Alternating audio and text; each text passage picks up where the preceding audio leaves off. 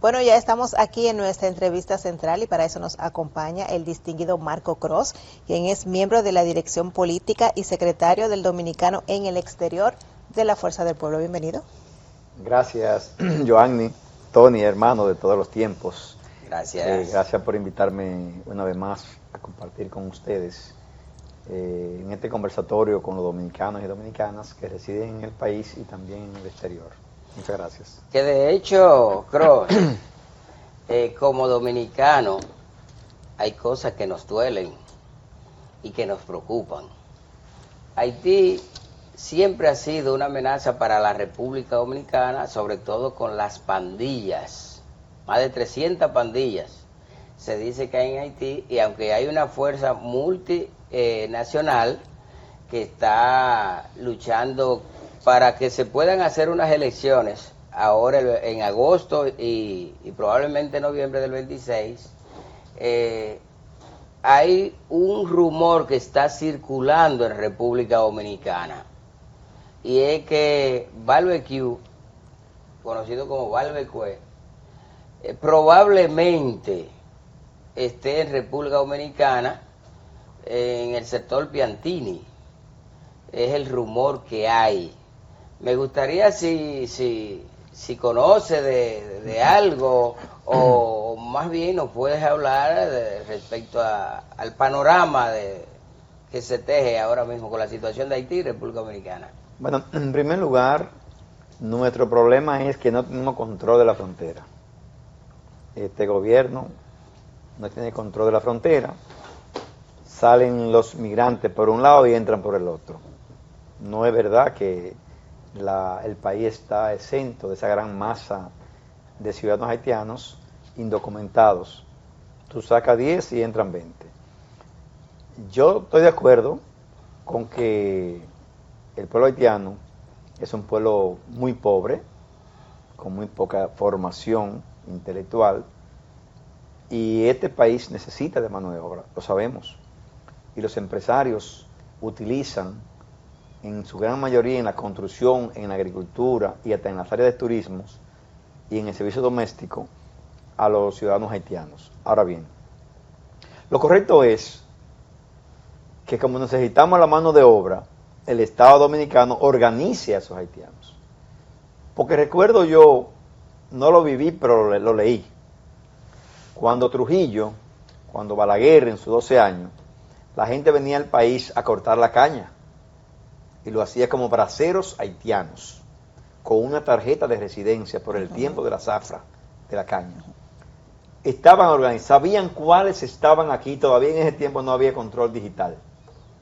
Si tú ahora necesitas 1 millón de ciudadanos haitianos para trabajar la construcción, para trabajar la caña, para trabajar los servicios domésticos, bueno, pues tráelo, legalízalo y obliga a los empresarios y a los patrones a hacerle un contrato para que tengan derecho a la salud, a la pensión, y no estemos como un desorden como lo que hay hoy.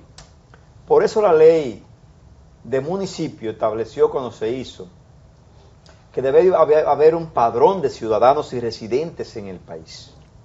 Eso no existe. Y ya pasaban muchos años después de que se aprobó esa ley, la ley de municipios. Nosotros cuando fuimos legislador, sometimos la ley que crea el padrón de ciudadanos y residentes de la República Dominicana. No se pudo aprobar, en los 8 años yo estuve allí. No había posibilidades. Los sectores no les importaba eso. Y sigue corriendo en el Congreso. El que está hoy dirigiendo la Liga Municipal, un presidente, firmó conmigo ese proyecto. Debería promoverlo con sus legisladores que están en el poder. Él sabe que es obligatorio. ¿Cómo puede un ayuntamiento organizarse? ¿Cómo puede una sociedad, cómo puede un gobierno planificar para una sociedad que quizá está adulterado en número de ciudadanos o de convivientes en función de salud pública y de educación? ¿Tú viste lo que pasó cuando inició el año escolar ahora? Más de 300.000 niños fuera de las aulas. No hay aulas, no hay maestros. ¿Por qué? Porque hay una gran cantidad de niños haitianos que no están documentados, que no están registrados por las leyes internacionales, los acuerdos internacionales de Naciones Unidas, establecen el derecho a la educación universal y no se les puede quitar el derecho a esos niños haitianos que viven en el país, a esos niños venezolanos que viven en el país, a esos niños ecuatorianos que viven en el país, porque no solamente son los haitianos son el gran cúmulo, la gran cantidad, pero aquí hay miles de venezolanos sin documentar, aquí hay cientos, quizá miles de españoles inclusive, sin documentar. Es más, hubo un momento cuando yo fui cónsul general en Madrid, que había más españoles indocumentados en Dominicana que dominicanos indocumentados en España. ¿Oh, sí? Sí. Y eso yo lo discutí con mi amigo el cónsul, Manuel Hernández Ruiz Gómez, que era el cónsul general dominicano español, y yo en Madrid, que hoy mi amigo es rector de la Universidad Europea en La Romana, rector, ya se retiró, se jubiló, y está ahí. Esto solo discutimos, inclusive hicimos un pleno en la Casa de América en Madrid, un espacio de discusión sobre la convivencia del pueblo haitiano y el dominicano, coordinada por el periodista Menoscal Reynoso, ustedes lo conocen, que tiene la revista Dominicana Temática, que la produce cada 4 meses. Sí, cada 4 meses. Justamente ahora hay una publicación del número 23. Con él hicimos una discusión en la Casa de América, que es una institución del Ministerio de Asuntos Exteriores Español, para ver la convivencia. La vivencia que tenía el cónsul Manuel Hernández Ruiz Gómez, que fue cónsul en Haití, embajador en Haití, español, y cónsul en Dominicana. Entonces hay una relación que no se puede desligar entre el pueblo haitiano y el dominicano, pero sí hay que regularla, sí hay que controlarla. Porque tú planificas para 12 millones de dominicanos en un presupuesto anual, una salud pública, y luego son 18. Porque son a lo mejor 1 o 2 millones de haitianos, pero también hay otros de otros países, y además aquellos que entran al país para parir, las parturientas, que no vienen a parir y se vuelven a ir. O sea, tú no conoces realmente el número para la población que tú estás organizando un presupuesto. Por eso el presupuesto de salud es un caos en este país. Te encuentras decenas de ciudadanos que no están cotizando a la sociedad, ni tiene la obligación el Estado Dominicano a darle un servicio. Por eso es tan caótica la salud pública del país. Por eso está en deterioro total la educación de este país. Y me duele porque yo soy maestro. Yo escribí un libro que se llama Sistemas Educativos por la Excelencia del Docente, haciendo ver que el problema está en los docentes, en ese libro, de la mala calidad de la educación. Pero si el Estado Dominicano, que es el sistema, no interviene, Pero aguántese, el sistema, pero profesor, termino la idea, y tú me vas a responder, no interviene el sistema, con lo que hay que hacer con los maestros para que sean buenos, nunca serán buenos. pero repita la idea, usted destaca que los maestros, de los docentes... El problema de la educación dominicana está justamente en el docente, así de tajante. Yo soy docente y fui dirigente de la Asociación Dominicana de Profesores y defiendo esa institución. Ahora bien, No, pero eso ¿por qué está en el que docente? se ve como que está culpando a los maestros. No estoy culpándolo. Es que el Estado tiene que asumir una responsabilidad más alta, más grande, para que el maestro se sienta validado, se refuerce sus estudios sistemáticos y entonces se convierta en un maestro de excelencia con incentivos que le permitan vivir con dignidad en el país. Tú me dices a mí, pero un maestro en Europa, que no es el mejor sistema, España, el mejor sistema educativo de Europa, que son 27 países, se llama Finlandia. Y del mundo se llama Singapur. China, Singapur, Finlandia, Corea del Sur, son los mejores sistemas que existen en el mundo educativo. Ahora bien, cuando tú vas a Singapur, tú dices, bueno, pero estamos utilizando el 9% del Producto Interno Bruto a la educación. Entonces, eso es demasiado. No, no es demasiado. Es lo que el país necesita para darle una calidad al país, a los estudiantes, a los empresarios, a los obreros. Y mientras mejor calidad tiene el obrero, más producción tiene el país. Bueno, pues si tengo que utilizar el 9, el 10, el 11 de ese Producto Interno Bruto en educación, hay que usarlo. Ahora, no es usarlo por usarlo, es usarlo en lo que tiene que utilizarse. Aquí peleamos por un 4% y lo tenemos. Y la educación ha ido de mal en peor. Ustedes lo han visto. Del 12, del 13 en adelante, que se usó el 4%, hasta hoy, En los presupuestos no ha habido una... O sea que no ha mejorado nada. Si tú observas los números de las evaluaciones internas del país y de las evaluaciones externas, regionales y mundiales, no hemos mejorado. ¿Cómo te evalúas, profesor, la cuestión de que se hayan construido más de 23.000 aulas?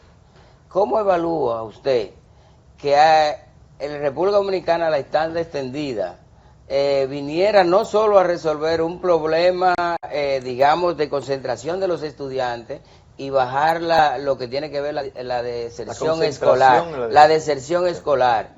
¿Cómo usted ve esta parte también, que en ese mismo 4% ha ayudado inclusive a la propia familia dominicana? Porque a cada familia que tiene, por ejemplo, 5 y 3, 4 niños que van a la escuela, se le suple desayuno, se le suple la comida y la merienda. Eso implica que se le está prácticamente llevando un salario fijo a esa familia. Correctamente, pero eso hay que eficientizarlo. El 4%, Pues todavía sigue siendo poco. Ahora bien, ¿cómo administrarlo? Es el problema. Cuando el expresidente de la República, Danilo Medina, decidió, por acuerdo nacional en su campaña de 2011-12, aplicar desde que llegara el 4% a la educación dominicana, para hacer lo que hizo: construcción de aulas, tan detendida generalizada, ampliación del sistema escolar. Todo eso es positivo, eso no es negativo. Eso hay que validárselo al PLD y a los gobiernos del PLD, y hay que validárselo a esos presidentes que hicieron ese trabajo. Ahora bien, la tan extendida era un proyecto sistemático a largo plazo. No era algo para hacerlo de un día para otro, por la siguiente razón. Las tan extendidas se planifican en el plan decenal 2008-2018, que se inició en la gestión del ministro de Educación, Melanio Paredes. Y el primer grupo modelo de tan extendida se ejecutó en la gestión de doña Josefina Pimentel. Actual es la encargada de educación de la Fuerza del Pueblo en el día de hoy. ¿De qué gobierno era ella cuando Todos, inició? éramos No, pero ¿de qué? ¿Quién gobernaba en ese momento?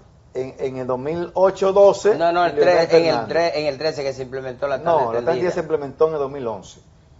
Que se tergiversan a veces las ideas. El proyecto modelo con 21 escuelas y 1,000 y pico de alumnos se inició como proyecto modelo en el año escolar 11-12, que termina en agosto de 2012, cuando inicia el gobierno del presidente Danilo Medina. Ahí cuando Danilo Medina coge la tanda extendida, que ya está en ejecución, 2 años consecutivos de prueba, y lo hace generalizado. Y hace la campaña masiva de construcción de aulas, eso hay que reconocérselo. Ahora bien, lo que no se podía hacer en ese momento era habilitar el país entero en tanda extendida, porque no estaban construidas las aulas totales, pero tampoco estaban preparados los docentes para la tanda extendida. Porque no es lo mismo dar una docencia de 8 de la mañana a 12 o de 8 a 1, que era la secundaria, a dar una tanda extendida de 8 a 4. Ahí había que preparar a los maestros, diferentes disciplinas del saber para formar a los maestros, y no estaban formados. Por eso fracasa en parte la tanda extendida. Todavía tú ves que hay muchos lagos, muchos espacios donde la tanda extendida no están funcionando. Ahora bien, si nos vamos al sistema de alimentación, sí, eso es positivo. Entre los años 70 y 80 aquí había una alimentación, década de 70 y 80, que era un plan que se desarrolló con la OEA, Organización de Estados Americanos, en el gobierno de Balaguer, y terminó también en el gobierno del PRD. Se daban lo que decíamos nosotros vulgarmente la marifinga. ¿Se acuerdan de la harina esa dulce que nos daban? Bueno, yo fui alumno en ese tiempo y comía mi marifinga. Mi papá era maestro también. Entonces, eso se eliminó entre los 80 y 90 y se restablece en el primer plan decenal de educación que se da en este país. Se inicia en el 89 el estudio y las discusiones entre la ADP y educación. Al país vino un funcionario costarricense de Naciones Unidas a coordinar y ayudar en el proceso, Lorenzo Guadamuz. Pruebas nacionales. No, eso después. Sí, pero él fue que la implementó. Sí, claro, pero eso fue más tarde. Cuando se termine de organizar y discutir el plan decenal 92-2002, se ejecuta en la administración de Joaquín Balaguer, cuya ministra era Jacqueline Malagón. En el 92, en diciembre del 92, se aprueba el plan decenal por 10 años. Ese plan era muy ambicioso. Formación para los maestros, aumento de salarios, el tema de la alimentación que volviera a aplicarse, aunque fuera por parte, y la formación sistemática de los maestros. Todavía en ese tiempo había muchos maestros empíricos con un 8º curso y bachilleres. Y todos esos maestros, los que no llegaron a ser bachilleres y a hacer estudiar fuera, entonces terminaron siendo retirados de las aulas por su edad cronológica. Y la mayoría fueron a estudiar sabatino, ahí es cuando comienza el estudio sabatino, en las escuelas normales primarias, que estaban la Emilio Prudón en Santiago, la Felibarito Mejía en la capital, la Juan Vicente Moscoso en San Pedro y la Orane Montats en San Juan de la Maguana. Yo me gradué ahí. Bueno, pues ya te sabes que ahí también maestro. Esa historia, entonces ahí cuando llega Leonel en el 96 y el PLD, es cuando el plan decenal tiene realmente ejecución. Se aprueba la primera ley, una ley que teníamos era de Trujillo, la ley 96 de educación orgánica, y ahí se aplica entonces la formación, se aplica el incremento de los salarios de los maestros, se inicia el proyecto de alimentos, no existía el INAVIE en ese momento, después que se crea el Instituto de Bienestar Estudiantil, y se introduce la famosa laboratorios informáticos en los liceos secundarios, en el año 98. La ministra en ese momento era doña Ligia Amado Melo de Cardona. La educación ha ido creciendo. Termina el plan decenal en el 2002, ya son casi todos los maestros titulados, licenciados. Algo importante, en ese plan decenal se transformó, las escuelas normales se transforman. En vez de ser escuelas normales primarias, que tú entrabas con un segundo del bachillerato y terminabas siendo un bachiller en pedagogía, con el título de maestro normal primario, claro, era un maestro de verdad. Ah, pues eso soy yo. Pues igual que yo, somos maestros de esa época. No, modestia aparte, un maestro. Aunque tú me veas, no, pero que esos maestros eran con un segundo teórico aprobado, cuesta que bachillerato sí, era... así fue que yo fui también. Sí, entonces tú hacías el tercero y el cuarto y salía bachiller. Sí, sí, así. Bachiller en pedagogía. No nos daban ese título. El título que nos daba educación era maestro normal primario. Correcto. Y nuestro título solamente era validado para dar clases de primero a sexto. No había inicial, no había preescolar todavía. Entonces, cuando tú llegabas, tú tenías capacidad, no para dar de primero a sexto, tú podías dar séptimo, octavo, hasta primer teórico, porque venían tan bien preparados esos maestros de las escuelas normales. Eran cerradas las escuelas, acuérdate, que eran internas. Para ayudarle, esos maestros, bueno, ayúdame, sí, para ayudarle un ching ahí, superaban los licenciados. Pero te estoy diciendo, mira los buenos maestros. Decían, buenos maestros, mi libro recoge eso. Pero ¿qué ocurre? En el 93, con el plan decenal, se cambia el sistema. Y los centros pedagógicos de esas escuelas normales, que eran 5, bueno, eran 6 con la escuela de señoritas Alameda Ureña, en la capital, se transforman en centro de estudio de una gran universidad pedagógica que se crea, que ustedes reconocen hoy con el nombre de ISODOFU. ¿Ah? El Instituto de Formación Técnica y Profesional de Pedagogía del país. Esa es la gran universidad que lo nombra el gobierno porque es una universidad pedagógica. Ahora bien, ¿cuál es el problema de este país? Aquí hay varios problemas en educación. Y yo me he centrado a estudiar educación. Y escribí un libro de casi 300 páginas sobre eso. El primer capítulo es una crítica al sistema educativo dominicano para ver cuál es la situación general. Y hay un artículo que sale justamente el 23 ahora, en la revista País Temática Dominicano, de 7 páginas, sobre la problemática de la educación dominicana. Crisis de la educación. Causas inmediatas. Ese es el título de mi artículo.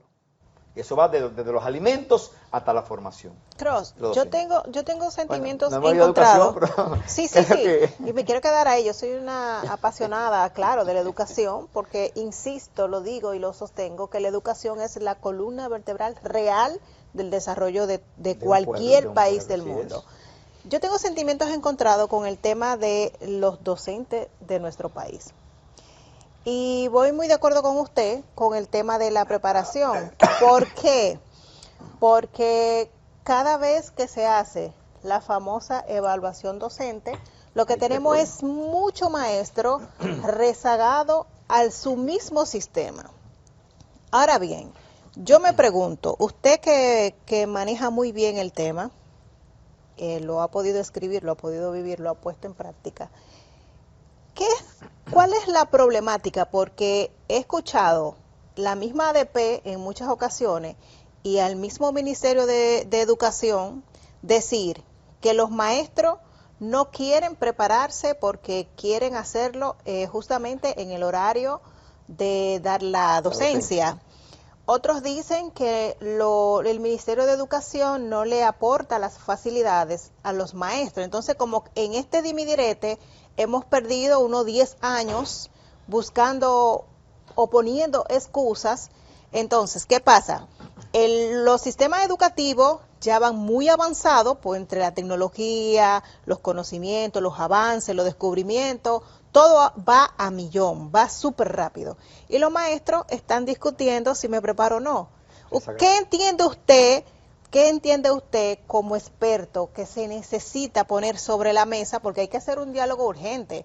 No podemos tener maestros rezagados y estudiantes quemándose en pruebas nacionales de manera sorprendente. O sea, ¿qué hacer?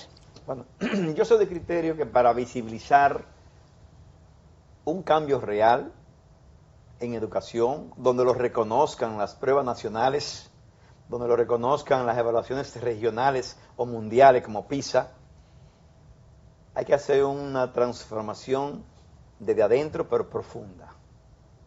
Y para eso no lo va a hacer 4 años de un gobierno. Es lo primero. Estamos muy lejos, ¿verdad? A Singapur le costó, donde está ahora mismo, más de 40 años.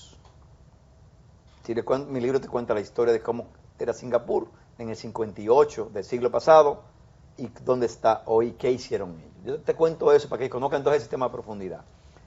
No me compare con Singapur, me dicen, eso es otra cosa. Ah, pero Singapur era más pobre que nosotros en el 58. Era más ardea que nosotros.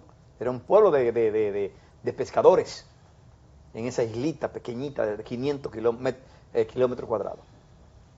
Ahora bien, aquí hoy hay que aterrizar en el país. Yo no puedo trasladar un sistema educativo como hemos querido siempre, de México para acá, de España para acá, de Estados Unidos. No, cada pueblo tiene su idiosincrasia y vamos a hacerlo nosotros mismos. Pero aquí necesitamos una transformación profunda. Y yo planteé en ese libro nuestro, en el capítulo 5, planteo que para cambiar el sistema educativo necesitamos primero sustituir a lo largo de 20 o 25 años el 80% de los maestros actuales. Eso es lo primero. No es cancelarlo, En eso no se meta nadie. Tenemos una ADP fuertísima. Yo fui dirigente del sindicato de los maestros. Yo fui secretario general de la provincia María Trinidad Sánchez del 86 hasta el 91 cuando me fui para Europa. No es cancelar a un maestro, no. A esos maestros vamos a reforzarlos, vamos a darle curso, vamos a actualizarlo. Sí, pero aparte de eso, ya tenemos un chip en la cabeza, hablamos de chip en tecnología, ¿verdad? Tenemos un chip en la cabeza que es difícil cambiar esa metodología, esa sinergia. Y si hacemos lo mismo todos los días, terminaremos logrando los mismos objetivos al final. Por lo tanto, lo que conviene ahora es crear un sistema de formación que no pueden ser las 54 universidades que están en el país dando pedagogía, pues cada quien va a dar lo que quiera. Y no hay un sistema centralizado de formación de maestros. No habrá un criterio común del ciudadano que quiere el país. Por lo tanto, si me da la UAS una licenciatura en pedagogía, y me la da la UNFU, y me la da Guapa, y me la da UCE, y me la da las 5 escuelas, centros que formó la ISODOSFUS, entonces cada quien tendrá un estilo. Yo no digo que le quiten la escuela pedagógica a las universidades tampoco. Yo lo que digo es que el Ministerio Preuniversitario de Educación, porque aquí hay dos ministerios, el universitario y el preuniversitario, que el Ministerio Preuniversitario de Educación sea quien trace el currículum que debe saber y dominar cognoscitivo el maestro para enseñar a los niños hasta la edad obligatoria que establece la Constitución, Ahora, profesor, que es el bachillerato. Ahora bien, una vez ese maestro se gradúe en 4 años, que dura más o menos la carrera, yo voy más lejos todavía.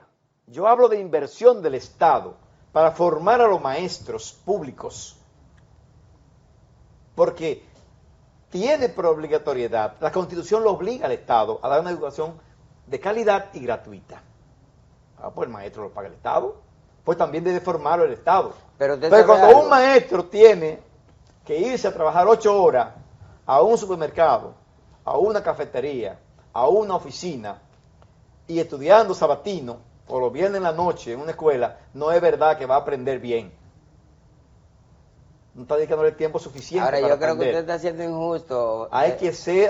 Por decir que tú quieres un país desarrollado. No, necesitas un pero, sistema desarrollado. pero creo que se está haciendo injusto con los maestros. No. Usted Yo es no- maestro, pero está siendo no injusto. estoy criticando a los decirle, maestros. pero déjeme decirle por qué está siendo injusto. Aquí la fiebre no está en la sábana, está en el cuerpo. Sí. Es quien dirige. ¿Y cuál es el cuerpo? Déjeme decirle El algo. que dirige no da clase. Déjeme decirle, no da clase, pero es quien rige el sistema. Hay una situación, maestro. Por ejemplo, aquí, le voy a poner un solo ejemplo. La segunda parte de mi pero déjeme explicación yo ponerle te un he dado ejemplo. para que el maestro esté Pero- motivado y incentivado. Pero déjeme ponerle un ejemplo. Aquí los maestros que están estudiando lo están haciendo por motu propio. Sí, por sacrificio La propio. mayoría Pues están estudiando por ellos. Me está dando la razón. Porque Me está dando quieren la razón. superarse. No le estoy dando la razón, Sí. aguántese. Por ejemplo, ¿qué pasó con Roberto Fulcar aquí como ministro de Educación? Mientras el ministro anterior, creo que era Navarro, había llevado por El concurso, último no fue Navarro, de Danilo, no. bueno, pero antes, Amarante Varela. Amarante, no, pero quien hizo los concursos fue Navarro, yo recuerdo como ahora. Mientras se hicieron todos esos concursos para nombrar directores regionales, sin importar el banderío político, porque ese es otro factor que está dentro de la educación. política está insertada. Entonces, ¿qué está pasando? Los directores de distritos, todos también por concurso, ¿qué hace el ministro de Educación cuando llega? El ministro de Educación, Roberto Fulcar, que eso tiene Roberto en algún momento que pagárselo al país, lo que hizo en ese momento, lo cancela todo Y nombre político. y lo mandó como asesores para esas diferentes instituciones y nombró una serie de políticos. Los maestros han dado lo que han podido y yo lo respaldo. ¿Sabe por qué lo respaldo?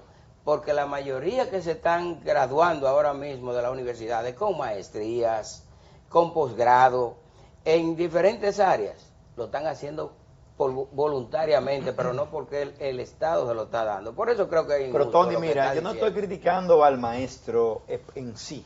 Estoy diciendo que el problema de la educación está en el docente. La causa no es del maestro solo, eso usted tiene que saberlo. No hay incentivo en la formación del docente. No hay un incentivo cuando se gradúa para incrementarle económicamente su salario. No hay una motivación general. Entonces yo planteo justamente eso. La prueba por desempeño debe ser de obligatoria. Y yo planteo que esa prueba no sea solamente cognitiva. La prueba debe ir en 4 direcciones en un maestro para saber si es bueno o es malo. La primera prueba no es lo cognitivo, eso puede ser 70% del valor de la evaluación. Sí. La segunda prueba es que ese maestro sea evaluado por sus mismos alumnos. El alumno sabe si el maestro es bueno o es malo. Aunque tú no le apruebes Claro. su asignatura, sabe si lo hizo bien o lo hizo mal y te va a evaluar. Ponle del 1 al 10 que te evalúe. 10 puntos para eso. El papá del alumno sabe si el maestro de su hijo es bueno o es malo. El papá también tiene un punto de vista en esa evaluación. Y ahí hay 10 puntos más, del 1 al 10 que evalúe. Y finalmente hay una gente muy importante, que es la convivencia en la escuela. Maestro, director, la evaluación entre ellos. Eso lo aplica mucho las empresas privadas. Sí, claro. Para evitar la rencilla entre los compañeros. Entonces, esas 3 evaluaciones, más la cognoscitiva, que es la que del Estado, que es lo que le estamos llamando ahora prueba por desempeño. Pero nomás mira la parte cognoscitiva. Tiene dominio de la asignatura, de la materia, de lo que tiene que hacer. Eso es parte, pero debe ser global, de conjunto, global. Esa evaluación, aquí se hace cuando le da la gana al ministerio. No es una evaluación sistemática. Yo planteo que como tenemos tanta tecnología, todos los maestros de nivel primario o preprimario o inicial, un día específico en el año, ¿terminó el escolar? Sí, ok. Dentro de 15 días tenemos la prueba para desempeño del nivel preescolar. Todos los alumnos en línea. Ese es el link. Entren ahí, un examen, tienen 2 horas para resolverlo, 45 minutos. Y el mismo sistema lo corrige. Primaria, otro sistema. En secundaria por asignatura. Profesor. Entonces, eso te va a llevar a ti, a una evaluación sistemática, todo el mundo al mismo tiempo, con una evaluación que se va a considerar. Una vez apruebe eso, si el maestro califica con una nota de 90 a 100 en la evaluación completa, debe darse un incentivo, porque es un maestro de excelencia. Y ese incentivo yo calculo que debe ser el 20% de su salario bruto anual, como un sueldo extra, con el fin de que pueda garantizar la motivación. De 80 a 90, un maestro bueno se le da un 10%. De 50 a 70 hay que ver entonces dónde estuvo el fallo en esa evaluación para que vayan a un curso complementario de formación. Y la próxima puede ser entonces excelencia. Los que están por debajo de 50, bueno, esos maestros están prácticamente en un fracaso total en la formación. Demos la oportunidad, mandémoslo a un curso de formación de 3 meses, saquémoslo de las aulas, que serán lo menos, y mandémoslo 3 meses a un curso de formación. No tiene vacaciones, que se vaya a formarse otra vez. Entonces, hay que buscar un sistema que sea rígido, pero que se cree que se le da un incentivo por meritocracia. Si no es así, nunca tendremos. Los agentes más valorados en los países asiáticos, donde hay excelencia educativa, se le hace por sus incentivos. Y son los más valorados en la ciudadanía. Nosotros nos falta mucho para lograr. Y es porque eso mismo, eje número 1, en mi artículo sale, la politización de la educación. Bueno, muy interesante el tema. Vamos a dejarle la invitación abierta porque nos quedamos ahí en la educación, no hablamos de la diáspora, que sé que maneja muy bien hay algo eso. importante. Hay que reconocer. Lo identificamos como la fuerza del pueblo. Sí, claro, lo dijimos ahora los que es de la maestros fuerza van a del pueblo. No, a mí no. No, ellos para nada. Que lo estoy defendiendo. Para nada. Si ellos son buenos, hay que incentivarlo. Así es, hay que agradecerlo. Van a decir que sí que piensa la fuerza del pueblo. No, ese no es el concepto de la fuerza del pueblo. Así es. Porque yo lo he planteado con el presidente. Esos temas, bueno, sabrá que analizarlo. ¿Sabe cómo es el presidente? Sí, así es. Leonel Fernández ha sido el que más le ha dado a este país en educación. Desde su gobierno del 96 hasta el 2012. Y luego Danilo Medina los rellenó con las tandas ampliadas, que la llevó a Universal, pero también con la construcción de aulas. O sea, que reconocerse al PLD como partido. ¿Y quiénes fueron los líderes del PLD? Bueno, Leonel, desde el 2001 hasta el 19 fue presidente, y gobierno 3 veces. O sea, que eso a este gobierno ha sido un fracaso total. ¿Y el otro cuál fue? Bueno, el presidente Danilo. Pero menciónenlo. Bueno. Yo lo mencioné, con las tandas extendidas, con las aulas, que ha sido uno de los que más ha construido. Que si van a recordar dentro del PLD, van a recordar de Danilo, que fue el último. Bueno, hay que ver en qué. Porque si hablamos de tecnología, entonces hay que ver a Lionel. Bueno, agradecerle de verdad al distinguido Marco Cross por compartir con nosotros aquí muy interesante estos temas de educación y la invitación abierta. Así que gracias. Gracias a ustedes. Tony, yo no quise pelear contigo hoy. Ya veo. Vamos a pelear, señora. Buena Vamos estrategia. a la pausa, ¿verdad? Así es, pausamos y retornamos con más.